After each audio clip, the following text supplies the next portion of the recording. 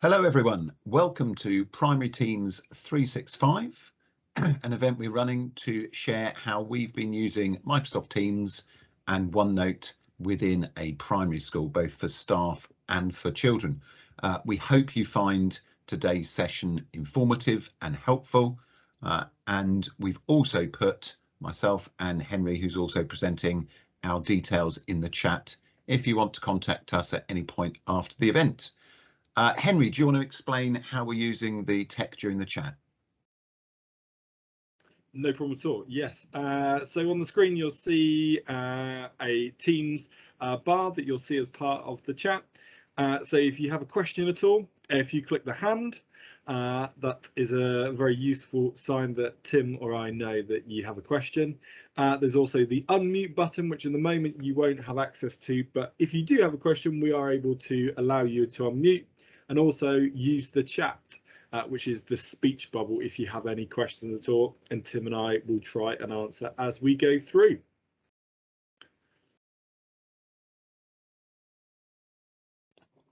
Thank you very much, Henry. So, welcome, as I said. We are members of Cornerstone's digital training team. My name is Tim, and I'm very proud to be head teacher of an amazing school with amazing staff and amazing children. And I'm sure we could all say that about our schools. So I'm not suggesting we are better in any way, but just very proud of the journey we've been on. If you want to reach out to me on Twitter, my handle, as it says there, is @Tim_JumpClark. Henry, would you like to introduce yourself? Yeah, so I'm Henry. I also work at Cornerstone Primary School, and I'm digital leader and also Year 3 teacher, and also am a Me Fellow. So that means I look after a group of educators for the South, supporting them in how they can use digital tools to support in their schools. And I'm hoping that today you're going to gain a huge insight into Teams and OneNote. Brilliant. Thank you very much, Henry. So one of the reasons that we particularly liked the Microsoft route was that there are a huge amount of training online. At the moment, this is on the Microsoft Educator Center, commonly called the MEC, and it's moving over to Microsoft Learn. So education is joining all the other professions. If you haven't logged on to the MEC before, we can highly recommend it. And if you do, there's a code there, which will also pop in the chat, which you can redeem and you can gain points towards becoming a Microsoft Innovator Educator. So let's get on to talking about today's session, Teams and OneNote. And again, our aim is for this to be interactive. So if you do have questions, please do ask, because we want to try and tailor this to your needs as much as possible. So for both apps, our plan is that we will give a sort of introductory presentation to share some of the key points of both of these apps. Then we will do a live demo, as long as the internet holds up in both of our places. And then what we do is give people time to try. So it's often quite useful, we think, for people to have 5-10 minutes to play around with some of the things they've just seen, rather than trying to remember everything and putting it all together at the end. During that time to try, we will of course be available if anyone has any questions, either in the chat or we will allow unmuting at that point. So why Microsoft Teams? Well, to be honest, this morning has been a prime example of where Teams is incredibly powerful. So it facilitates collaboration and communication between teachers and pupils. So it does allow us to share online learning with our children, our Year 6s, for example. We're doing some amazing learning in science using ThingLink, and our Year 6 teacher has put that on Wakelet and shared it within her class team. So the children can actually then share their learning at home with their families. It also, Teams really allows teachers to collaborate, converse and share with each other. So this morning, there's been a lot of rearranging because as a school, we suddenly closed at about 6 o'clock this morning. So there's various training, both for our school and other schools that we've organised now being moved online. There's various documents that we are collaborating with and planning. So the key thing for us is that Teams is this one-stop hub. So this morning, when I've needed to get messages to staff, whether it's the caretaker, whether it's teaching staff, whether it's our local advisor, actually it's all within this one place. So people haven't had to go to lots of different places. Everyone knows it's all in this one-stop hub. And for us, Teams has now all our files, all our documents. It's got learning activities, resources, conversations, homework, diaries, school plans. As you can see, the list goes on. And to be fair, there are probably ways that we could use it that we've not found yet. So incredibly, incredibly valuable tool.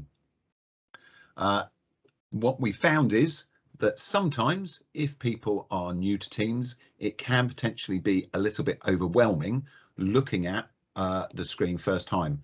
So to try and help with that, we can break it down into three different areas, three spaces. The first, which is indicated by the yellow rectangle here, the left-hand column, is called the Me space. And what you have is you have a series of apps down the left-hand side. So you've got an activity bell. So whenever anybody sends you a message or you're tagged in a post or someone shares a document with you, a number will appear there. So Henry probably this morning has had the number 30 or 40 next to it at various points as everyone asks him lots of questions. But it also means you can just click on that and it will take you straight to those messages, posts, chats, documents. The next one down is chat. So if you click on this, you can either have a one-to-one conversation. So Henry and I have got a one-to-one conversation going on in the background on a separate channel using chat in Teams, but you can also use it for a group chat. So for example, we've got a member of staff who today is her last day, and the rest of the staff have had a group chat going on with everybody in the staff except that one person. So very useful when you're organising cards, flowers for someone leaving. The chat is also valuable though. Another example from a primary school point of view is about a year ago, we had one of our pupils go missing from the breakfast club before school started. And so 5 of us as staff quickly left the school site, went in different directions, but took our phones with us, quick click, and we were able to have an audio Teams chat going on. So we were able to communicate through Teams on our phones. Next one is Teams. So again, you don't have to have just a one team. I'll show you during the demo that there's a number of teams that I'm part of, both within our school and with external colleagues. So you click on that to choose your team. And at the moment, as you can see here, I've chosen to be in our Cornerstone training team, which is a demo team for events like these. And then you've got assignments, if you are using it with children, and you've got calendar. And the calendar is there that gives you an overview of all the Teams meetings you've got. So that is the Me space, and that is where you can click on things to take you to certain places. Next, we've got the We space. So this is more about a shared area, and again, we've put a yellow rectangle there to indicate it. And this will be a common format and layout in all teams. So you've got posts first of all. So you can see an example of a post here. This is a post in our Cornerstone training team from myself saying, welcome to Microsoft Teams. The training's been led by ourselves here at Cornerstone. So again, this morning when I needed to announce school is definitely closed, I just put a post in the general channel in our staff team and tagged at general, which means everybody got alerted to it. So a quick, easy way of making sure every member of staff gets the information at the same point. So essentially, it's a bit like an online digital staff room notice board. So that's posts. Next along is files. As its name would suggest, you can share a whole load of files there, Word, PowerPoint, Excel, PDFs. You can save images, you can save video files, a whole range there. And again, a bit like probably most people have on a server, it can be organized into different folders and subfolders. The bonus for us is we basically now have 95% of what we need saved in files. So again, this morning I had to rearrange training for another event being run by our cluster of schools. And fortunately, the person in the office who's been collating all the responses had done it in Teams. So I didn't need to ask her to send it to me. I just clicked into Teams, found the document, and I had all the email addresses straight away that I could send it. So again, one of the points that probably haven't made about Teams is because it's online, you can access all the documents anywhere on any device. So you don't need to have a laptop. You can use a tablet, you can use a mobile. Next on, we've got the staff notebook. So again, a common feature in every team is that there's an associated OneNote notebook. I won't go into that in detail because otherwise it means I'm taking away from what Henry's saying, and he'd hate for me to do too much talking. But what you'll also then see is here we've got Microsoft Educator Center. So what you can do is by pressing on this add button here, you can add other tabs here. So for example, in our staff team, we use CPOMs for safeguarding. So we've got the CPOMs website for us as a tab at the top of the teams. That means if people are working in teams and suddenly they need to add something to CPOMs, they don't have to leave Teams. They can just click on the link and it will take them directly there. So that is the WeSpace. Here's a couple of examples from our school. So you've got a post on the left. So this is within our CPD channel. And this was a mini CPD video that Henry and I put together, sharing how to use Excel and new advancements with it with our staff. So we posted it there. And on the right, you've got an example there of the staff notebook. I appreciate it is probably far, far too small for you to read all of the detail, but I hope the fact there's so much detail there gives you an idea. So on the left here are all the different sections. And then within each section, you can have multiple pages. And then within each page, you can add text and links and videos and all sorts of things. Again, won't go into too much detail because Henry will be sharing that later. But that staff notebook is within Teams. So the third area is the canvas, which is highlighted here in this yellow rectangle again.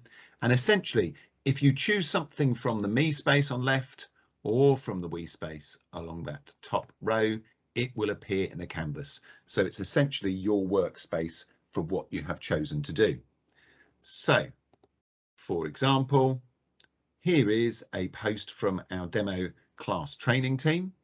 And in this, it's an announcement, a post saying, oh, these are the steps that you would take if you were going to assign a piece of work or home learning to your class. We've then got examples of more posts here. So on the left here, year 4 were doing a science investigation into teeth, but they actually needed some data, some information from other classes. So they used a Microsoft form and then they posted it, one of their staff posted it in the year 5 and the year 6 teams. So the children in those classes were then able to click on the link, take a few minutes to fill out the form, and year 4 were able to have all that information.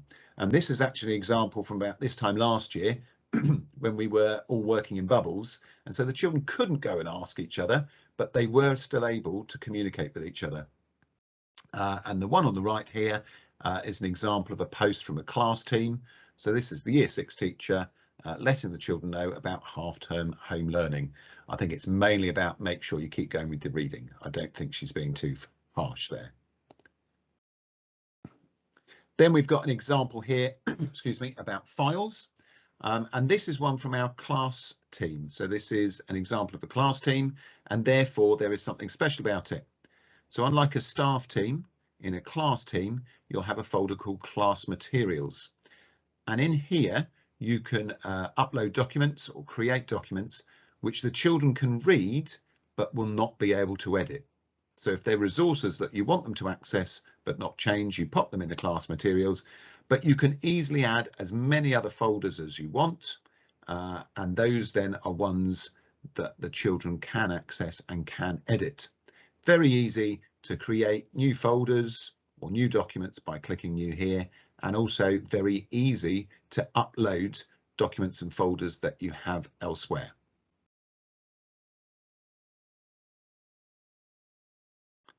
Just another couple of examples of files from our class team. So on the left here, we've got a set of files to do with self-isolation.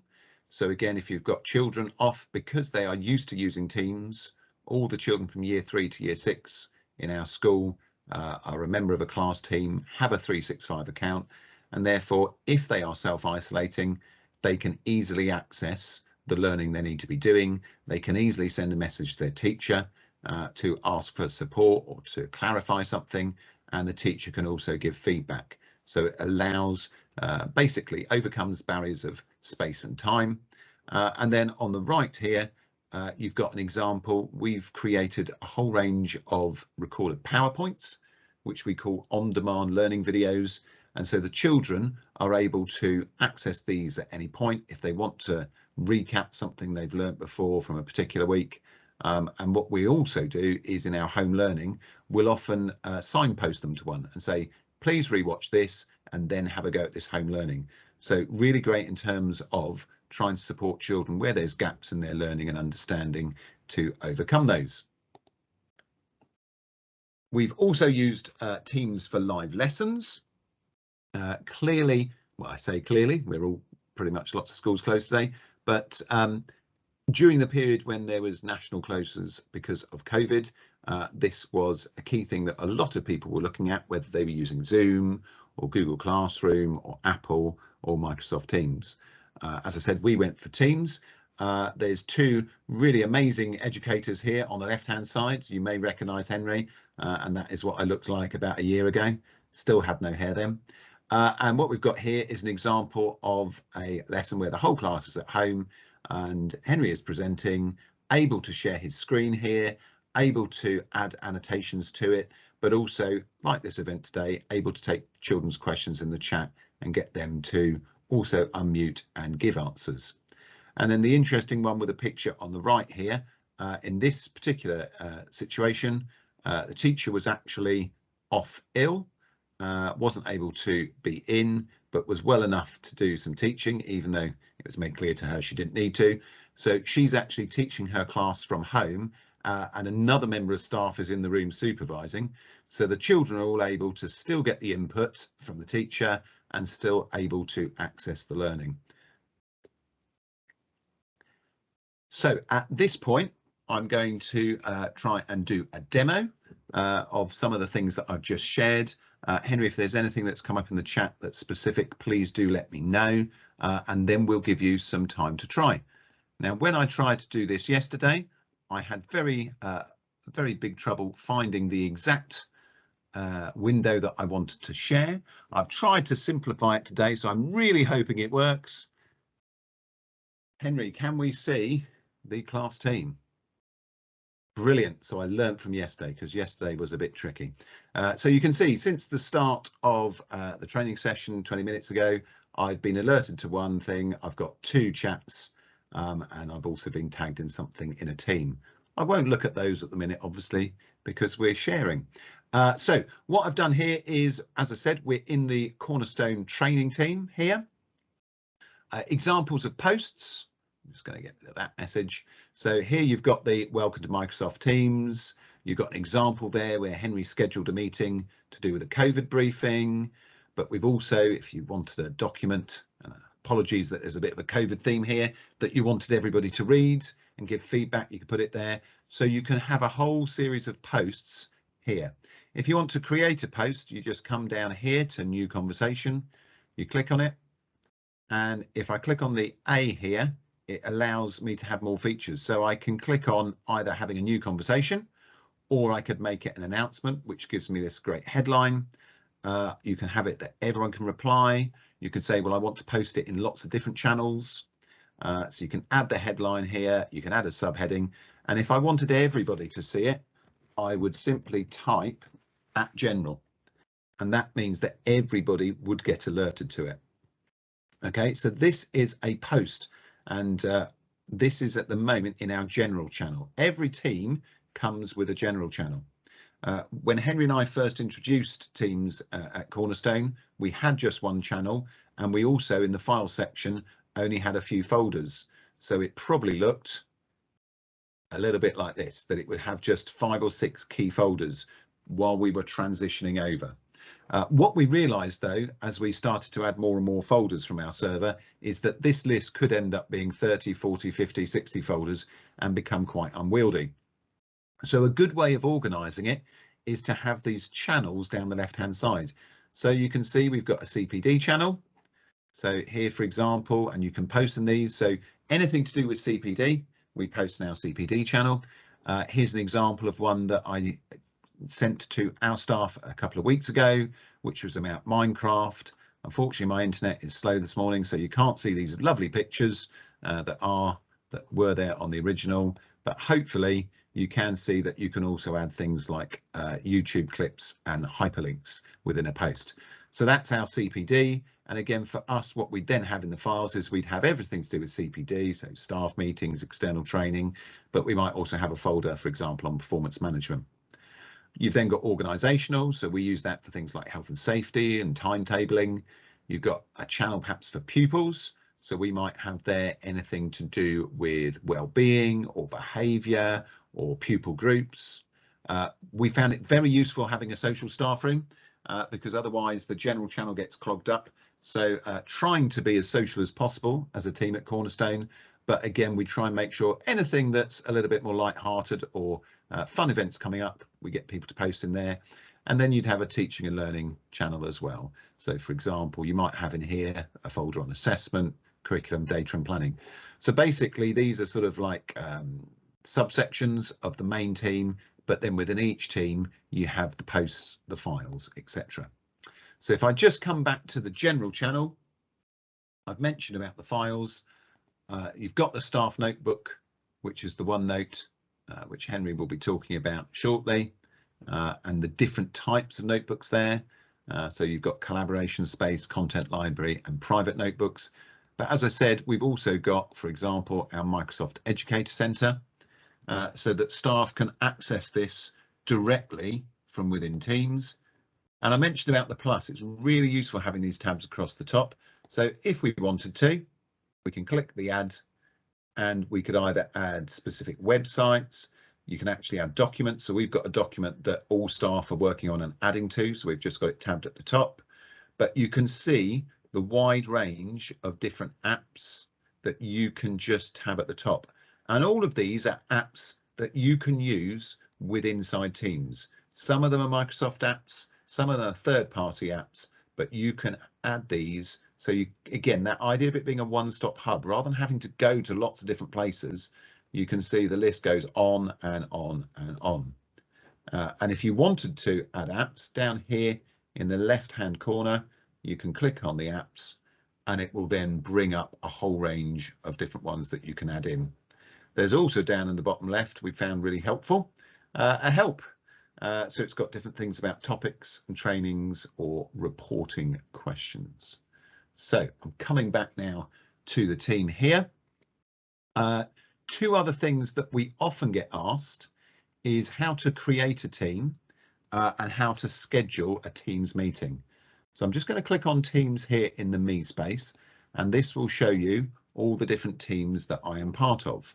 As you can see, there are a number. As I said, some of them are class teams, some of them are within our school, some are with colleagues from elsewhere. Some of them, including like this one down here, is actually one that we're using with our children. So our digital leaders here or our pupil leadership team, we have a team separate for that we can connect with them and communicate and collaborate.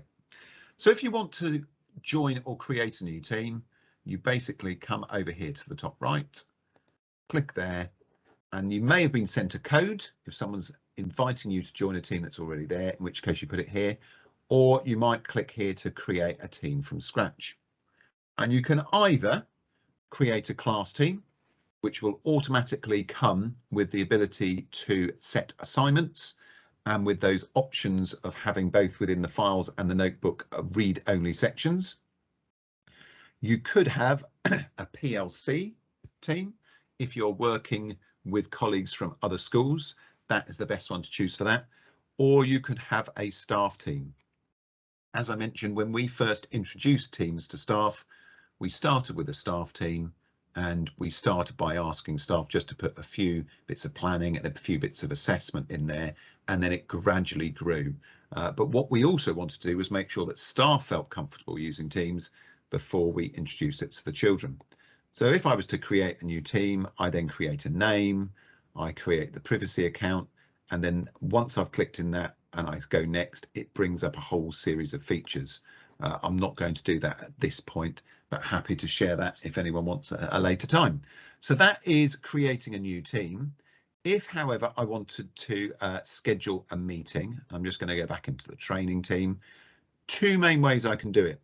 I can either come over here to calendar, click on there and choose the date and time and go from there, or I can come over to the top right here where it says meet. If I click meet, it will automatically just start a meeting with everybody who is in this team. So I'm not going to do that because staff are all off doing other things. But if I click down the drop down arrow, I can then schedule a meeting. When scheduling a meeting, it will look like this. So I'm going to put in a title. I'm going to make sure that at least one person is contacted. So I'm going to pick Henry, and Henry is used to getting lots of messages from me saying, oh, you're in a meeting, and then 5 minutes later, oh, the meeting is cancelled. Normally it has the title demo in it, so he knows. So I can change if I want to the day that the meeting is on, the time.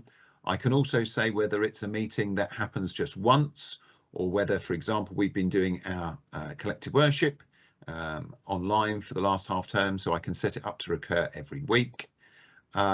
I can send it to a particular channel, and I can also, if I want, add some details for the meeting. So it might be, please can you remember to bring X, Y, and Z to this meeting. These are the questions we're going to be discussing. Here's the agenda, just to help people be prepared. When I've got all that set up and I'm happy with it, I click on send. And at this point, Henry will get a message saying you've been invited to a meeting. And you can see that it also has come up here on our posts. If I wanted to, though, I might, and I'm just going to go into calendar for this example. You can see that the demo has now appeared here. Once I've created the meeting, if I go into it in calendar and click on it, I can then do some editing, which is quite useful.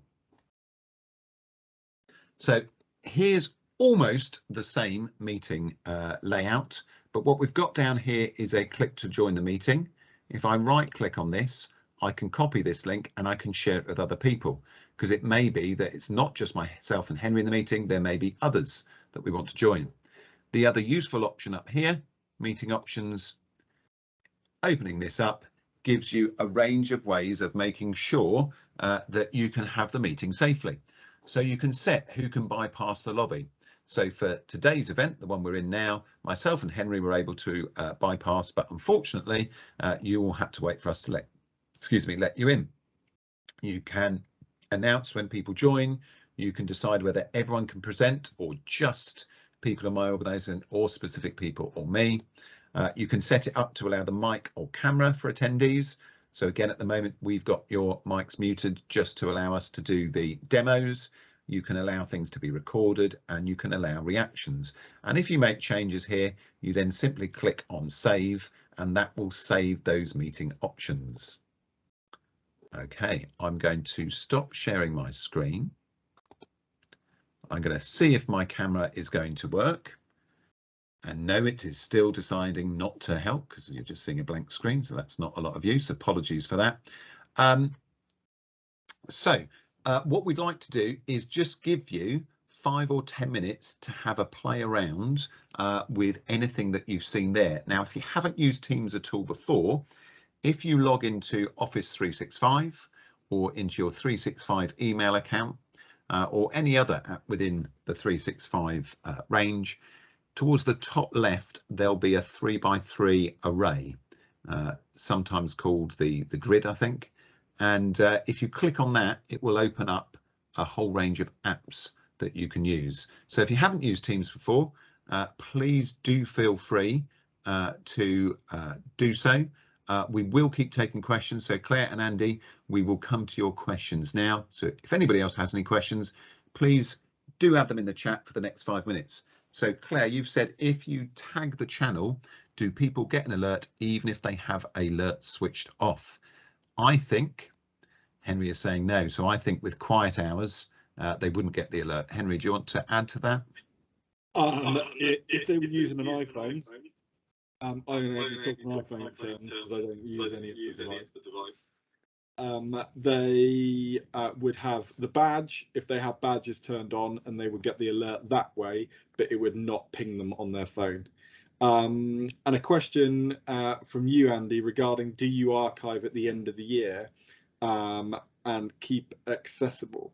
So actually, I've still got all the teams from our year 4 to 6 last year. And one thing I did was that I asked, as I'm just about to get blown away in my shed, I asked the teachers what is it that they wanted to keep from their OneNote, which we're going to go into more detail, as part of their teams for the next year, which meant I could just copy and paste all the data over, which made it easier. And in terms of archiving, Andy, what we've done is, in terms of the class teams, we generally just, rather than archiving them, you can just click on hide, which means it isn't showing, but you can make sure that you delete the children from it so that they still can't access it, because what we then do is create a new team each year for the children to join to do with theirs. Your next question there, and so Andy, really apologies that you've got it locked down, which is frustrating. I would highly recommend saying to your IT provider, no, we want access to that. So Henry and I basically created our first team on the train on the way home from the Bet Show in 2020. But what's great is because other staff can make teams, we had, for example, someone had a skip student last year, so they created a separate team just for them to be able to share documents. So it is worth staff being able to create it once they've got used to it. Yes, currently we use Teams with year 3 to year 6. Last year it was year 4 to year 6, and the year before that was year 6. So we're slowly adding extra year groups to it. And we do that because we are trying to make sure children are using Teams in school, but also then learning how to use it outside of school and for home learning. What we've also done though this year is that we have started as staff teaching using OneNote rather than I think it was Active Inspire we used previously. And the reason for that is the children are getting very used to the format of OneNote, so that as they join year 3 and upwards, they go, yeah, I've seen that, I know how it works, and actually I feel very comfortable being able to do it. We would really like year 1 and 2 to be using Teams, because I think you mentioned, Andy, you use Tapestry in year R, same as us. But what we find at the moment is that it's a little bit too busy for year 1s and 2s to be able to access and use Teams and OneNote. So they don't get quite the same experience, which is a shame. We have had a number of conversations with Microsoft and through their user voice about having a sort of simplified, what they call skin over the top of it. So just giving less options, but we don't know, A, whether they're listening to us, or B, whether it's in development.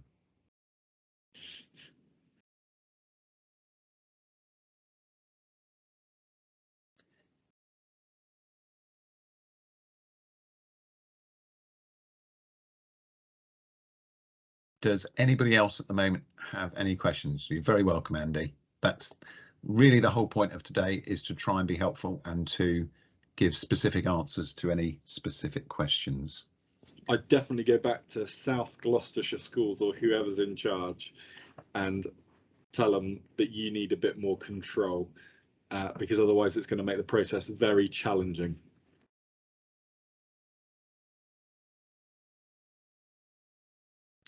And I have just changed the settings so that you can unmute if anybody wants to come off microphone and ask a question.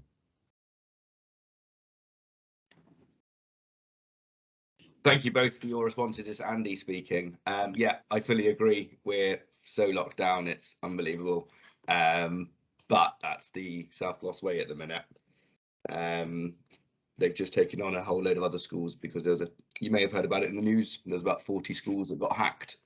That was one of the other South Gloss's local servers who operated those. So at the minute, everything's beyond lockdown, but locked. Yeah, so we can't access it. And absolutely understand why people go for a safety first approach, but Yeah. For us, it's been we've taken a lot of control ourselves as a school, Sure. and that has been beneficial. But what we've also done is, and just to be clear, I think 25 months ago, we hadn't heard of Teams, let alone used it. But what we've done is given a lot of additional training to staff, making sure that staff are competent and confident about using it so that they can use it safely. And again, we had a session yesterday where someone asked about the security, and our response really is, well, actually, if you've got the police and the NHS and lots of big corporate banks using Microsoft Office 365, then I think from a being confident in the security, I think we should be able to be. Yeah, no, I don't think it's a security issue. It's more of they want to be able to control what we do and how we do it. Yeah, I'm not going to comment on that one, but No. best of luck moving forward, Andy. But yeah, no, this is really interesting. So thank you so much. You're very welcome. And as we said, we're very happy if you want to have a follow-up chat at some point with us and to look at anything else in more detail. And obviously that offer is to anybody on the call, hence why we've got our contact details there. Okay, Claire has put. Yeah, so Claire is, and her assistant head, definitely taking control. Archiving everything. I've just read that. Yeah, that's a very unfortunate mistake that they made. Yeah, that whole reinvent the wheel. There's a great example. So thank you for sharing that example, Claire. And it is about, I think with teams, we talk about trying to empower the children, but it is also about empowering our staff and us as schools to use technology in ways to overcome barriers, not to just put up more barriers. Our way of working has become so much more efficient and effective, so much time saved. Gone are the days where we'd have 3 weeks of emails going back and forward just to try and agree one document between 5 or 6 staff. It literally happens in a 20-minute conversation with everyone working online on the same document. Okay, I think we're probably at the point where we can move on to OneNote. But again, just to say, we had planned this session to be for 2 hours, and part of that was to make sure there was plenty of time for the interactions. So please do keep typing in the chat. We will be around after Henry's session as well if anyone has any more questions. But for now, I'll hand over to you, Mr. P. Thank you very much indeed. So OneNote, if you haven't heard of or come across, is your online notebook. There's obviously lots of different tools out there that you can make notes, and OneNote is within the Office 365 platform. And we're going to go through about class teams, but also how we used it as staff. So whenever you create a class team, you get tagged on along with it a class notebook. And a class notebook is that every student in your class has their own exercise book online, and you can create as many different sections as you need with that. So as you can see on the screen, you can see an example of the class notebook. And there are a number of different spaces. So we have the student content library, as I'm just trying to, as I get messages to and fro, I'm just going to mute my Teams because put it on do not disturb, a very useful aspect because then you don't get disturbed with notifications. So you've got the student content library, and that is an area which is read only, which means that you as teacher can edit it, but a member of a class cannot. They can just access the resources there. So whether it's maybe a word map, maybe it's something that they need to refer to as part of their home learning. You have got the collaboration space, and that is where everyone can access and collaborate at once. And then you've also got the teacher only part that obviously the students don't see, but you see. A really important thing is that actually when you create a class notebook, and if you have 30 students in the class, when they log in and access the class notebook, they only see their notebook, the content library and the collaboration space. They don't see every other child's notebook, and really importantly, you do actually, as a teacher, see all the different notebooks that you can easily access with it. So this is some examples of class notebook and how they've been used. So on the left hand side, you'll see an example of how it's been used during a learning quest, our geography learning. And this is comparing two rivers that they do in year 6, the River Hamble and the River Nile. And this page was created in the teacher only section by the year 6 teacher. And then there's a great tool which I will show, which you can distribute one page out to everyone's class notebook into a particular section that you want to, which the best way of explaining that is imagine sticking in a sheet into 30-year-old's book. You don't have to, you just push this page out and they have that all accessible to use. And then on the right hand side, we got an example of use of the collaboration space. So year 5 go on a 2-day residential, and to give the chance for pupils to answer questions, Mr. Clark and Mrs. Phippen, who are the teacher in year 5, gave a chance that they could type up questions into the collaboration space. It didn't look like this in the first place. There was a certain head teacher who tidied it up to make it look nicer, but it gave it a real purposeful meaning as to why to use it, and actually supported maybe any anxieties that the children had regarding it. So 2 really purposeful examples with that. As I mentioned, you can distribute pages really easily, and we'll go into more detail with that, but this is an example. So you can distribute a page, you can distribute it just to individual students, you can distribute it to groups.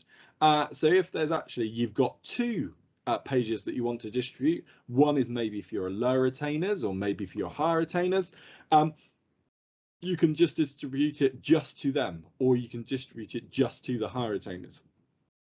You can also distribute sections. So if actually you have sections, so whether you have a home learning, you have a math section, you have an English section, and actually you're just about to do some art learning and you really want to use the class notebook, you can create a new section in everyone's OneNote and easily do that and distribute it to them. So really great tool with that.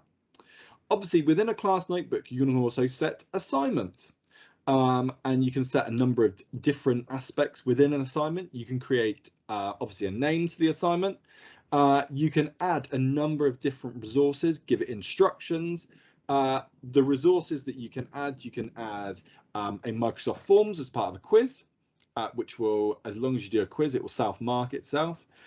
You can do a reading progress, which is a factor of using a tool that you can read to the computer, a child reads to the computer, and then there's artificial intelligence that understands that reading, picks apart words that children mispronounced. It also understands how many words per minute a child read out, and a really useful tool with that. You can also attach web links, whether it's you want them to research particular stuff as part of their home learning, actually you want to give them those links so they don't have to necessarily trawl Google or Wikipedia. It could be also that you may want to do a link to a OneNote page also. A great thing about if you link a class OneNote page is that when you assign it as part of the assignment, then once the assignment is set, that page is distributed into everyone's OneNote into the section that you want to.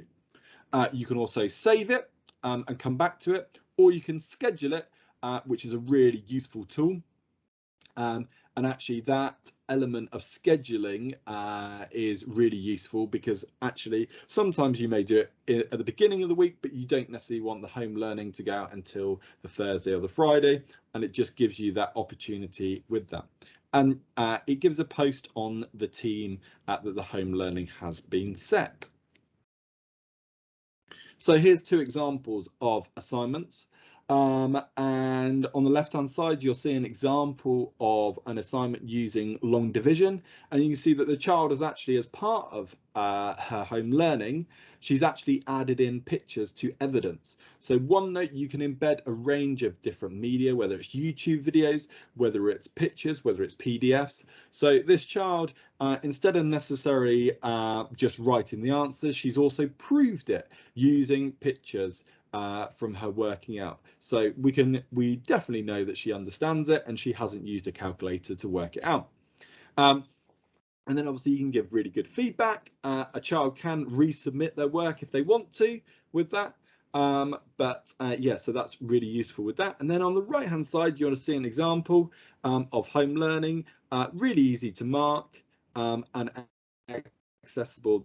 Children can't really see, and we just continue with the same marking policy that we do in school as we do online with it. So really useful, and there's a range of different ways that the students can do their home learning. So for example, I have some children that actually prefer to do it written. So actually they submit me a picture and they attach the picture into the OneNote, which is a perfectly fine way to do it. Some of them I find prefer to use inking. So under one of the tabs, there's a draw tab. So it may be that they're using a touchscreen laptop, or they may be using an iPad, and it gives that accessibility somewhere. Also, they can type straight on top. And actually, really key aspect with that is actually modeling that to the children. So then actually modeling it to them, then they understand, and then they can demonstrate that to their parents at home. And that was one thing that we invested time at the beginning of the year, me teaching year 3 and being the youngest class that are using Teams within the school. Before I actually went off on paternity leave in September, I spent the first 2 weeks of term we interlinked e-safety and using Teams as part of our first unit, and I just got them practicing using an assignment, accessing Teams, logging in, so then actually they could replicate that at home. So we're going to have a look at a little demo and dive into both the staff OneNote, but also into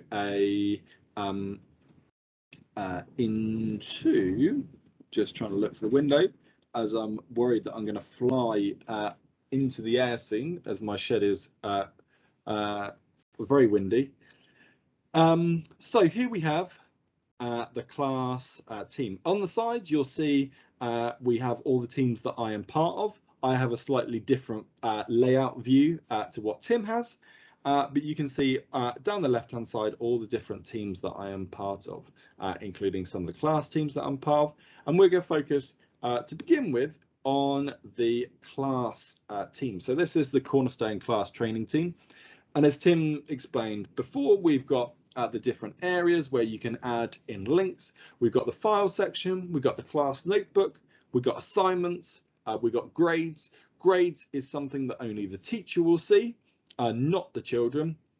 And then also insights. Insights is a tool that breaks down as to when children are accessing Teams, how often, when they're doing their assignments, and gives you a bit of a better picture and that understanding. So if we click on the class notebook, this instantly opens, and you will see that it pulls up OneNote within, and it's pulled up the same where I left off from yesterday.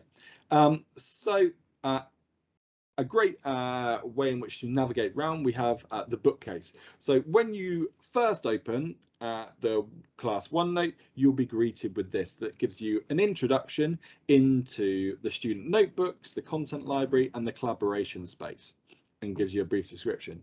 You can edit this. You don't have to use the Microsoft custom that is used, but we have there the welcome, and it gives a brief description. Then on the left hand side, we have the different tools that you can access. So we've got the collaboration space, which is where more than one person can access and collaborate at once, which can be sometimes, particularly when you've got 30 children, it can be quite a hectic, so I recommend possibly using 2 or 3 pages to collaborate on, because then actually it divides it up. You're not trying to all type in one area. We have the content library, which is that read-only area that only the teachers can change, not the students. We've got the teacher only, which I can see as the teacher set in this team, but none of the students would be able to see. And then we have the students at the bottom.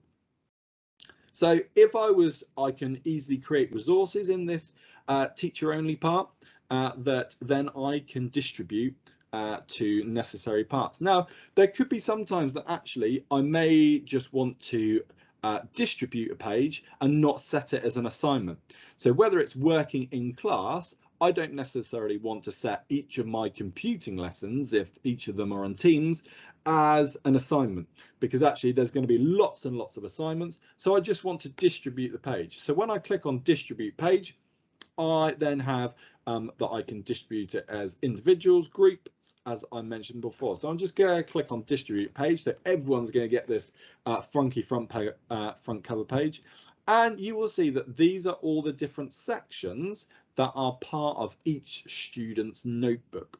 So we've got class, English, and actually I want to push it out to other. So I click on other and then I click distribute, and that page will be distributed cutting and sticking, best way of describing an analogy for old school, to each of the OneNotes. So that's one thing where I can also distribute a new section. So maybe actually I want a computing section. I can click new section and everyone will have a computing section. This gives me greater control here.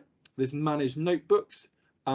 This means that I can control everyone's notebooks. If it's actually that I wanted to delete a section that I actually created, I can do that as part of that. So we have there all the different elements, and I can dip into this H Penfolds Cornerstone OneNote, and I can click on one of the maybe Learning Quest section. I can see that he's obviously working really hard at the moment. He's actually done nothing as part of his Learning Quest, but I can dip into each of the different sections to see what he's done with his learning. And as you can see there, we've got some home learning that unfortunately he hasn't completed, which you can also nicely see that there is a form that is embedded as part of it that children can answer straight away, and it would give them the answer. So then if we go into assignments, you will see the list of the assignments that have been set. We can also see the assignment when they have all been returned also. So I can click on new assignment, and I can click assignment. I can give it a title. I can, as I said, attach a number of different resources, including read in progress, and we'll just dip and show what read in progress is. So read in progress, once we click on it, there is a number of different texts that have been used as a sample, which are some of them are American wording, but they all are ranged not in necessarily UK, but lexical range, which means the higher the number, the more complicated the text, the best way of describing it. So I can choose one of these texts, I can look at it and say, actually, I want them to read about coffee. I can give them that I just want them to submit me one attempt. I don't want a time limit. I don't want them to be pressured. I want default sensitivity, and also I want it required a video. This doesn't mean, even though it says require video, it doesn't actually mean that if they don't turn on the video, it won't record it, because I actually have some children that every assignment, if I set a read in progress, I put require video on, but some still manage to do it without a video, which is no problem to me, as long as I can hear the recording with it. And then I can click next to set that as an assignment, and I can choose, you'll see it's attached to it. I can choose whether I want it to individual students, whether I want it to all students a part of it. At the moment, you'll see that it's still grey because I haven't given it a title. So as soon as I give it a title, then I can assign it. And I can assign it that it is due by next Saturday. So it's a nice piece of home learning during half term. And if I didn't want to assign it and I just wanted to save it for the moment, I can click save, and you'll see here that under the drafts, we have got the read in progress, the one that I saved there. With setting another piece of assignment, and if we went for this time a OneNote, a class notebook.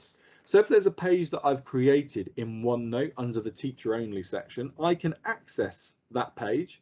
And if I click on and I choose one of these, maybe I want to choose Mr. C's week 3 as part of it. I'm going to attach it, and the next window that will pop up will give me the option to choose where in the OneNote that I want to assign it to. So maybe actually I know that this is maths, so I want to assign it to the maths home learning. So once this assignment is set and pushed out to all of the children, it will go to their OneNote and home learning maths.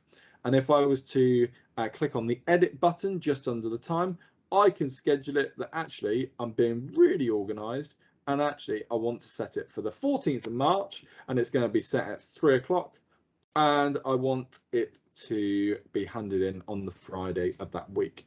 And that will mean that if I was to schedule this now, I can schedule it, and it's scheduled. You'll see that instead of assign, it said schedule, and now you'll see that this home learning is scheduled for the 14th of March there. So really great tools with that, and actually really accessible. Now, dipping into the Cornerstone training team, which is a staff team, you'll notice that instead of at the top here, we have the staff notebook. Staff notebook is very similar in a way, but just some slight tweaks. We have the collaboration space once again. We have the content library. And then we have the private notebooks of each member of staff. So me as being admin, and also Tim being admin of the staff training, we can see everyone's notebook as part of it. If you are a teacher that you're just added as a member of it, you just see your notebook, just like the children would, and the content library and the collaboration space. What we've used as part of the collaboration space is the factor of those our staff meeting notes. We've also used it for logins to websites if we've got certain logins that we need everyone to know.